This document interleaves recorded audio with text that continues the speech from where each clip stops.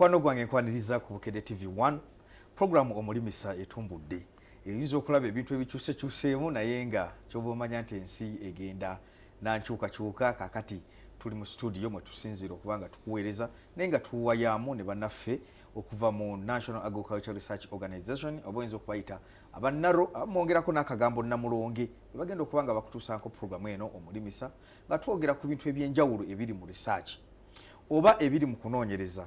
Abantu mbadde mwogera nti kakati ffe abalimi ffe abalunzi okunoonyereza ate tetumanyi na bigenda mu maaso. Bannasayansi bakola okunoonyereza kwabwe ffe tetubitegeera oba banoonyereza byabwe kakati bituyambirawa ng'abalimi tetubitegedde. Kakati byonna ebibuuzo byo bigenda kuba biddibwamu kubanga programu eno okuva leero tugenda kubanga tukuleetera bannasayansi ab'enjawulo okuva e Namulonge ate oba oli awo tujja genda twengejingamu n'abalimi.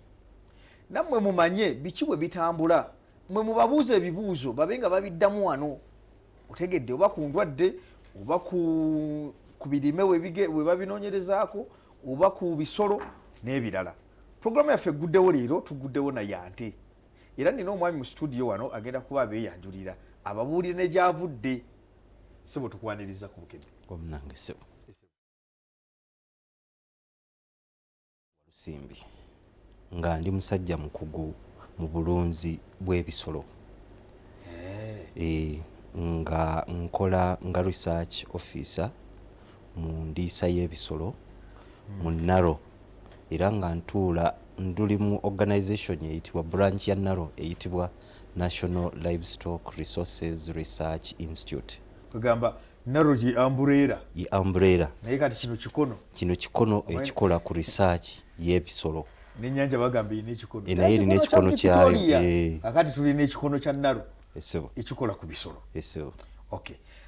Sigenda kulwayo nnyo olw'ensonga yakadde. Esebo.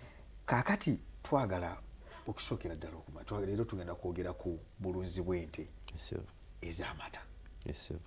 Naye nze bwe mba nkola bizinensi nti njagala mata nunda ente kufuna mata. Kitegeeza ente eyo gye nnunda erina okuba nga empa amata mangi. Gwe mulimu gwange. Bwegaana okugakola sirina mukwano nayo kubanga ekyagireesa kukola ki nina ente factory yange ey'amata eri awo mu nte. Njagala tuve ku lulyo. Bwe mba ndi wakulunda nte nga noonya mata era omulimu gwange ngenda gukola kufuna ssente nanditundudde lulyo ki? Kati ekintu ekiyitibwa olulyo tuyinza okutunuulira ebintu nga bisatu. Ekisooka olulyo luva ku kika ky'ente. Ekika n'olulyo byanjawulo. Kati tulina ekika nga mu luzungu kyetuyita breed. Kati olulyo olwo lwe tusookerako. Tulinawo ente ezaali developed mu science nga zo bazigira ne bazisengeka nga zirina kuwa mata. Nga bw'olaba enkoko ey'amagi. Ey'amagi n'ey'ennyama. Era bw'olunda ey'ennyama nti ekuwa amagi. Ate obeera oba nga agamba nti okutta erigenda ejjinja nga toyagala genda gende mbalala. Ogalabula ate olina ejjinja aliko mbalala. Ono mbalala oli mbalala. Eso kakati ekisooka tutunuulira olulyo olwo ne gye tuyita breed mu luzungu. Tulina breeds ezimanyiddwa ez'amata ziringa 4 oba 5. Nti eyo kasita ogigula nti kasita ofuna ente nga Frisian mata Holstein Frisian ago mata ente yeba nnene etera kubeera ya black and white. Kati n'otunuulira ente ya Jase nayo ya mata ate ako kabeera katono naye nga ate kavaamu nnyo amata kasinga kubeera mu kala za brown grey bwe katyo. Then ne tunuulira ente ya Ganze eno naye ebeera ya brown eyagala okufaananamu nga kajjase naye nneneko ate yeebeeramu n'ebibambya ebyeru.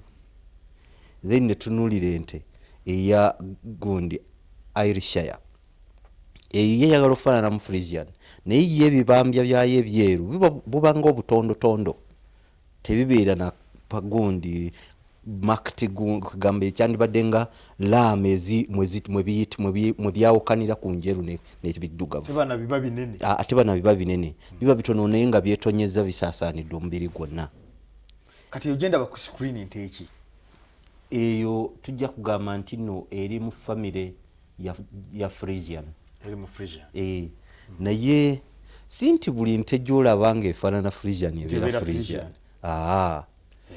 Frisian bw'oba wano tuyinza okugamba nti ente ezisinga ze tulina ezeefaananya Frisian si pure Frisian, naye baana ba Frisian.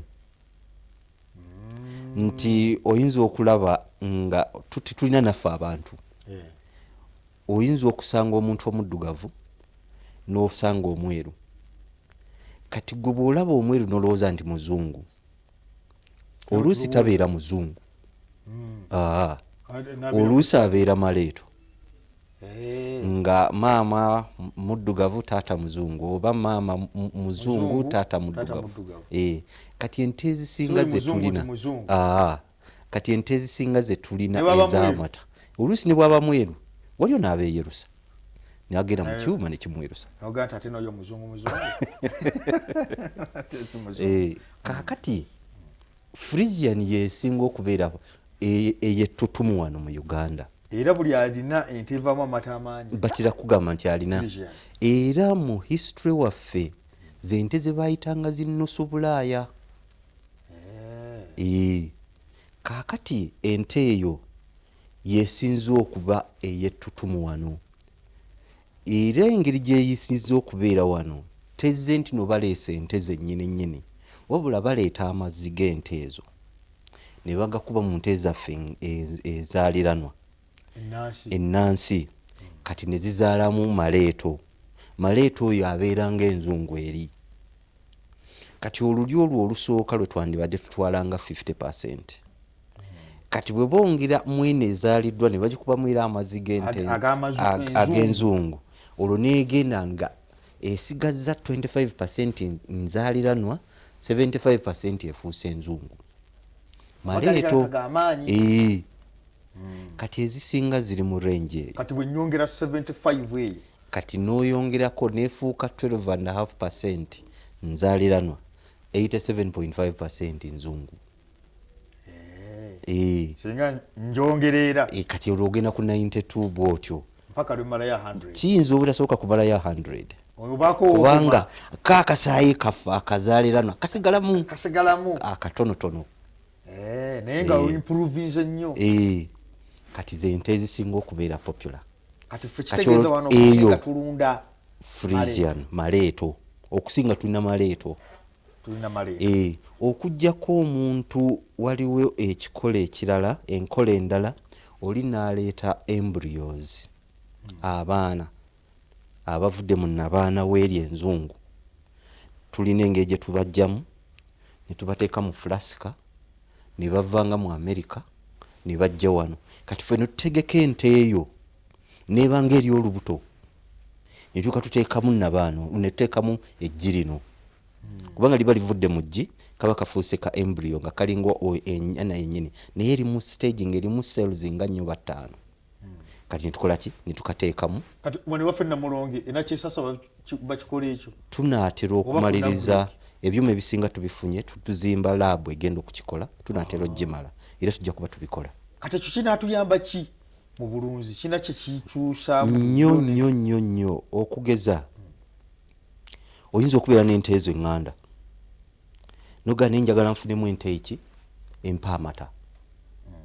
Bw'oba nga tokosiza ekyo, alternative eriwo kuleeta mazzi ga artificial insemination n'ogikuba n'olinda emyezi 9 bw'ebanga ewakiddewo.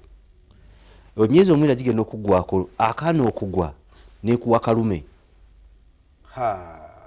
Kati okiba kitegeeza nti olina okulindwa omwaka omulala mulamba n'omusobyo. Kiyinza okujja n'ogwokubiri n'ekuwa kalume. Ate noddayo no naye naawe oyogera byakirema byokka. Nedda sogera byakiremya, njogera abantu bye bayiseemu ebisoboka ebiriwo. Ate nga bisoboka. Yes, naye kati wano bw'oba ng'ofunye bufunyi embryo obeera sure nti kasitalikwata eri okuzaala akana okugwa kakazi. Tewanajjawo sayansi nga asobola okukuba ente n'ekigendererwa nti kati njikuba erina kuzaala nkazi oba nume okusiza ngamba mu mazzi gano. Amazzi tusobola okugaawula era ebyuma tubirina laabu kasiteggwa tujja kuba tubikola. Kati tusobola okwawula amazzi g'ennume ne twawulamu nti gano gazaaza nkazi gano gazaaza nsajja. Kati mu ez'amata abasinga baagala nkazi era gegabeera ki yegabeera gettunzi.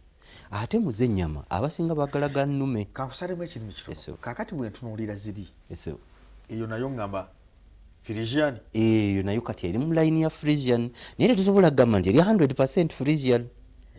Kati tugamba nti eyo eri mu lulyo lwa Frisian. Kati twabadde tutunuulidde eyo step esooka olulyo.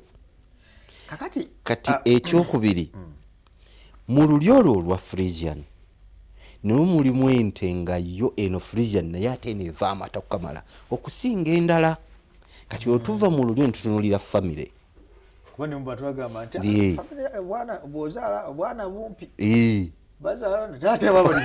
bawanvu nti bano bazaala baddusi bali bazaala basambi ba mupiira nti ate abano ate bano bo basuubuzi famire eno yabasuubuzi era bw'ogigendamu omanya nti ebyobusuubuzi ojja kuba otambula bulungi. Mubamu nezaga ati eyo totawana